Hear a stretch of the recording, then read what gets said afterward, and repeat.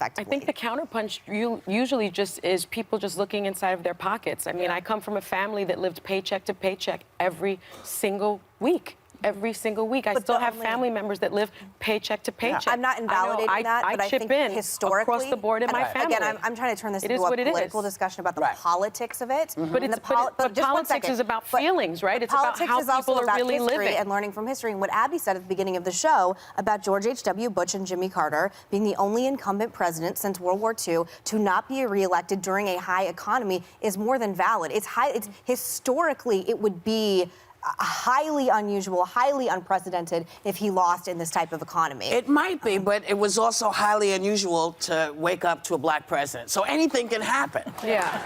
I would argue it was. I know, but those are two different paradigms of what you're talking about when running for president. What I'm saying is that no one knows what can happen in the future, except that we know anything can happen in the future because we've seen it happen. That's the point that I'm making. That goes along with what you're saying. Democrats need to give people what I've heard from folks that say, I don't want to vote for Trump, but the Democrats aren't giving me a better alternative. Not yet. And when it comes to the economy, what I said on this show was in the debates, there weren't even questions, not even one, about the economy. So if we're here saying the economy is time and time again the #1 issue for Americans, then we need to be talking about it more. Than Democrats need to be pounding the pavement saying, look, there's a deficit problem, and 3 years from now, it might look good now, but it's not elected. The poor economy is. It's not going to be good 3 years from now. Help people understand that, because right now they're seeing the current job numbers, which frankly are pretty good. Again, I think it's about lived experience. I think it's about lived experience. Americans aren't stupid. When they're getting their paycheck and they're being taxed, and they don't have enough to feed their families, they don't have enough to send their kids to college, they don't have enough to pay their medical bills, they don't have enough to go. They have to go to emergency rooms. And they did. And they did before. They had a little bit more. Living it. Yeah. They don't have to have a politician knocking on their doors and telling them rah rah rah, about a deficit. They're living. And the truth is, he's still violating laws. Kids are still in custody at the border.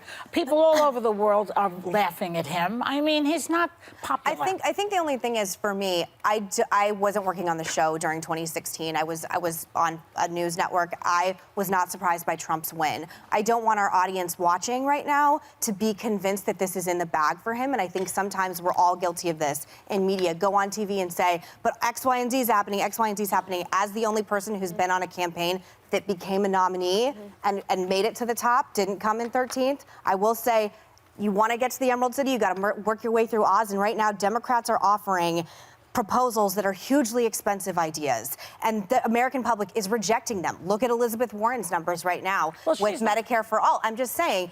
So the Democrats that are rising in the polls right at this minute are the people who are swaying away from these highly expensive proposals. I think that's not 100% true, because Joe Biden is always rising. Not for Medicare for all. He's doing fine, and he's not. He's against that. So but I don't know. But that's what I just said. But here's the bottom line of all of this.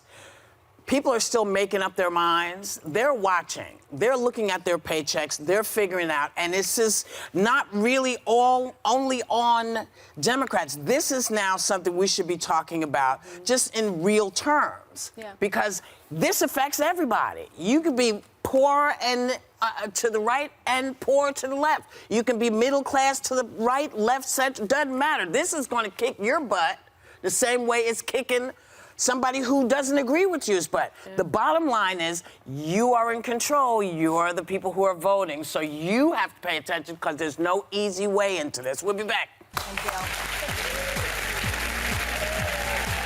Later, bad news. Clint Eastwood's getting Oscar buzz for his movie about Richard Jewell becoming a victim of the media's rush to judgment back in 1996. But have things only gotten worse since then?